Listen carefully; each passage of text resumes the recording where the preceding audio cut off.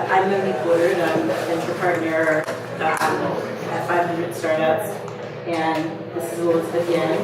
Hi everyone, I'm a partner at 500 Startups and I run the Mountain View Museum program. And she also has a blog. I have a blog, so you'd like to read. It's at blog.elizabethyin.com. Yeah, and she talks about seed stage investing and advice for founders. Don't make me do this. Come on. I'm trying to plug your blog because it's really good. It's a great blog.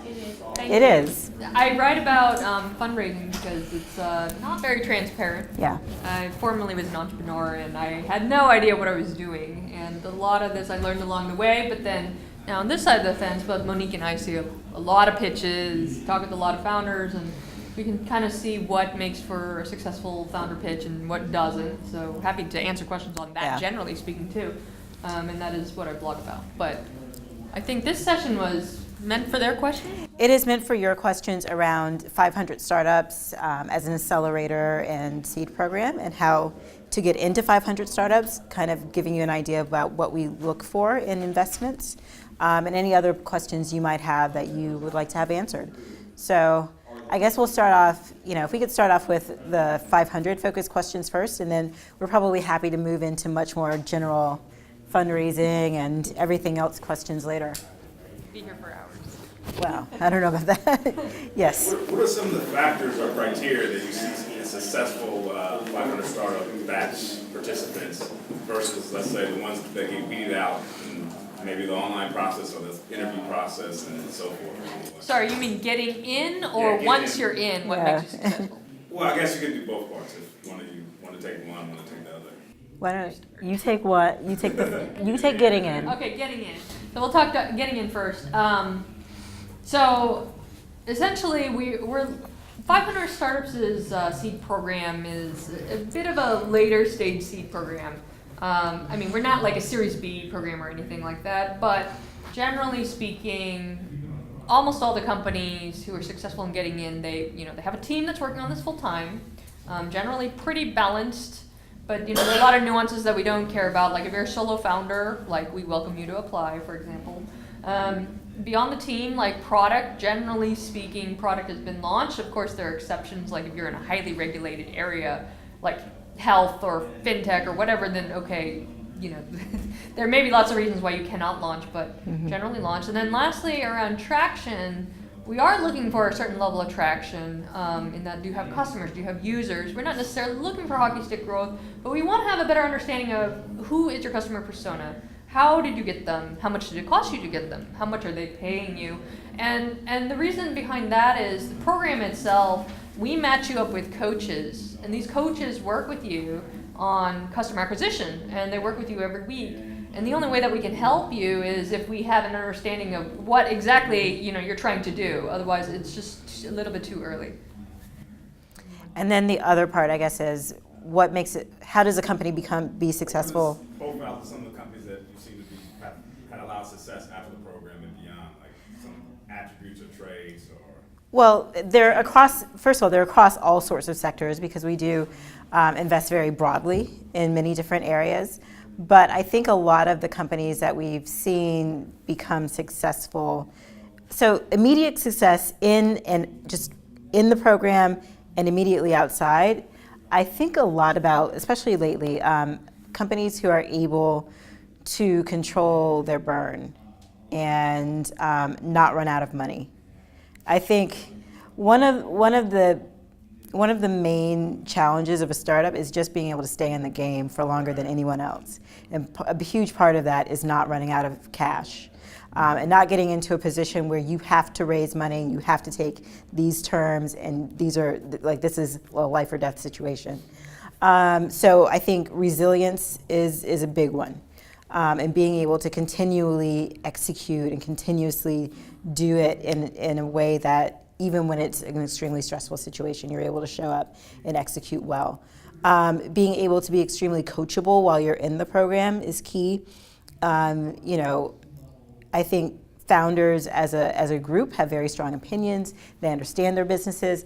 They have a very strong point of view, but being able to take advice from someone like Elizabeth because she's seen a lot of companies, or someone like myself because I've advised a lot of companies, and probably have a few more data points than you do on what success looks like, is extremely important. And not being able to not come in and be completely cocky and think that you know everything, and say, okay, well, Marvin, I take that advice and I'll try to go implement it and see what happens. I also think companies who are just able to fundraise, and I think that people don't understand just the value of just being able to raise money and understanding what it takes to raise money. Like, you're not going to go to demo day and then you're going to get off stage and people are going to throw checks at you. It's still going to be really hard. And so, having that expectation that path is going to be really easy is a real way to get discouraged and to eventually not succeed. So being able to figure out ways to raise money and run a process around fundraising is also really important. And so I think that the people who are able to do that well, I've seen be very successful. Are there any, when people are applying, are there any specific things that are red flags for you guys? So, like, what are the mistakes that are common that people make when they're within their application or when they're talking to you and pitching their company? I mean, well, I think that's kind of a long laundry list. Like, you shouldn't lie, you shouldn't cheat. But I think you're talking about, like, common things that founders may do that they don't realize are bad. I think one is there's sort of an art and a science around creating urgency with investors. Like, when people tell me, oh yeah, I'm going to close my round next week, and next week comes around and you haven't closed your round, that doesn't look very good. Of course, the flip side is if you are always chasing after investors and there's no urgency, then your round doesn't go anywhere. Mm-hmm. So that art and science of that is, I think, an area where founders trip up a lot. Yeah. If you say my round is going to close in 2 weeks and I need you to make a decision now, and then 2 weeks comes and you're still out there, or 4 weeks comes and you're still out there, you have to be really careful with that game. So that's a good one. I hate to harp on this, but I have definitely rejected a company that I was super interested in because their burn was too high, and they were spending like a ridiculous amount of money for the stage that they were at, and that was a no for me, because I was concerned that they weren't going to be able to cut that monthly spend low enough to actually execute while they were in the program. And then, on the other side of that, there was a company who had really high burn, but I was really interested in them, and I told them, your burn is too high, and this offer is contingent upon you bringing it down by the time you start. And so, and they did a really good job at cutting things out of, cutting the fat. Can you elaborate a bit more on what those cuts were? What were they spending on? Companies spend on lots of things that aren't crazy things to spend on, but they may be not the thing you should spend money on if you were an early stage startup. So you probably don't want to spend $20,000 to $25,000 on a PR firm.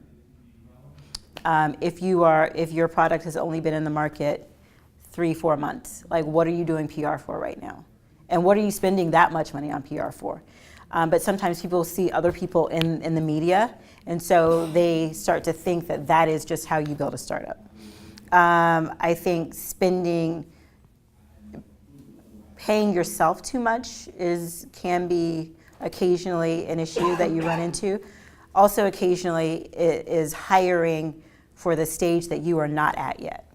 And so that may mean hiring too many people. That may mean hiring people who come from a large company and need a really high salary when you don't really have the funding or have the product to support that kind of staffing up. So those are just two areas where, in general, people run into trouble.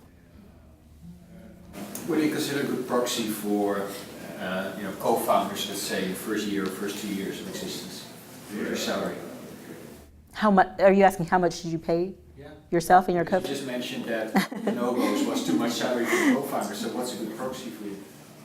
That's funny. I've written a blog You post did. on this. You did. But the gist of that is, well, I think one, it depends on a number of things. If you're making money right out of the Yeah. gates, then of course you can pay yourself more. But if you were spending lots of money building product, then it's a different story. And then it depends very much on the market, whether it's LA or San Francisco, or you're talking about like Las Vegas, like very different costs associated with that. So if you were in, so now to put numbers on it, because this is what everyone wants to hear. If you were in San Francisco, so slightly different from here, and if you have like basically no revenue, then I would say actually probably like sub 50K per year at that point. There are some people who feel like, well, I have a fancy degree or I have mortgages or whatever going on and they need like a 6-figure salary, then that's going to be a tough sell, I think, for that stage. Of course, if you're making money, it's a different story. Yeah. I think sometimes, when people leave large tech companies, that it becomes challenging to then go and say, I'm going to be an entrepreneur and I'm going to take this cut for as long as I need to, because you get used to being able to spend money. Maybe you have a family, maybe you have a mortgage, maybe you have all these things. So I think, but it's hard to live on 50K a year, but that is what's expected. Question. What sort of metrics in regards to traction, you spoke about earlier, should a company be at in order for 500 startups to take it seriously? Yeah, so this is not a hard and fast Depends on the rule, sector. But yeah, it depends a lot on the sector. But everybody always wants a number, right? So I'm going to throw out a number, but take it with a grain of salt. So the magical number that I like is like 10K per month in net revenue. Now, net revenue because like I'm trying to, in a very loose way, group SaaS companies with marketplaces, with e-commerce companies, etc. And I know that the margins are very different on all those businesses. So like if you're a marketplace, for example, and you're only taking 10% in between the buyer and the seller, that's very different of how much you're making versus a SaaS company. So that's why I say net revenue, like whatever it is you get. And the 10K number is very, very rough. It's kind of just based on companies who have gotten in. We have companies who are in competitive markets who have gotten in like around closer to the 100K per month mark. And then we have companies who, they are able to have a really solid understanding of their unit economics, of their customer, and they're not in a crowded space, and will take them well below the 10K number. So it's dicey. And then, we also on occasion take pure consumer companies who are not monetizing at all, and it's like a different game. So that's... And then the traction will be based on number of downloads, number of engagement. You look at different numbers when you're looking at a purely consumer company. And I do a lot of the consumer stuff. So. But I know that you wanted that anchor. Thank you. And then so for the consumer anchor, it is a bit fuzzy, but it's like 75,000, 100,000 downloads is something that would definitely get our attention. Yes. Are there certain areas that are really hot right now that that you are looking for founders, companies within, and there's other areas that are a little harder? So there are always areas that are hot for investors in general. I think one of the things I like about my colleagues at 500 Startups is we don't at least deliberately try to chase hot areas. In some sense, like hot areas lead to more founders starting businesses in those areas, so then we take a greater percentage of companies in those areas, but we don't deliberately seek out certain things. For a while it was something with a chatbot. Yeah, like chatbots or drones. Yeah. And then, food tech is kind of not super popular anymore these days. But for us, we don't look for certain things like that. Following on from that question, do they all have to have a tech component? Is there a tech component to all of the companies that are coming to the program? Generally speaking, yes. I can't think of anything that has no tech in it, I mean, I think. unless you give us some sort of example of exactly what you So mean. for example, we have a hair salon model, which is a team-based model. It has a tech component because you're selling, we have an e-commerce website that we're setting up for the hair care product. But it's for a community, similar to how that kind of Thrive Global launch, where you've got matching consumers with products, with education, like a whole community for hair care, with this natural marketplace, moving away from kind of, people like, I want animal cruelty-free, I don't want to eat vegan foods. Well, same thing applies to your hair. Is this online? But it's online, right? Well, we have a brick and mortar, and we've created an online presence, and we want to kind of roll that out with a codified experience. Most of the hair salons are like independent contractors. Ours is a team-based environment, so it's like a cultivated, like a Four Seasons, going to the Four Seasons, and we want to see if we can license that model. So, That sounds like it's too brick and mortar focused. I mean, it's kind of great because we certainly have a lot of e-commerce companies where their products are physical products, but they are selling online. Yeah. Some of them may have brick and mortar presence, but to Monique's Yeah. point, at least how you describe it today, it sounds Yeah, more brick and mortar. yes. What advice do you have for founders who maybe aren't at the level of being accepted to 500 or a VC or, even a seed stage company or still in the angel round, but don't have, that network of people around them that could, invest that money?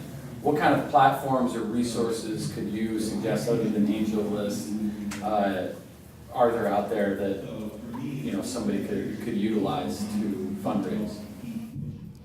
I'm a big fan of someone getting to revenue as quickly as possible, being really scrappy about ways to get to, people call it ramen profitable, and being able to have some sustainability.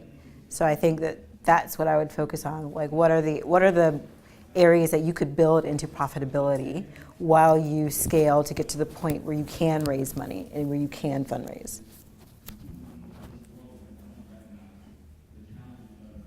Yes.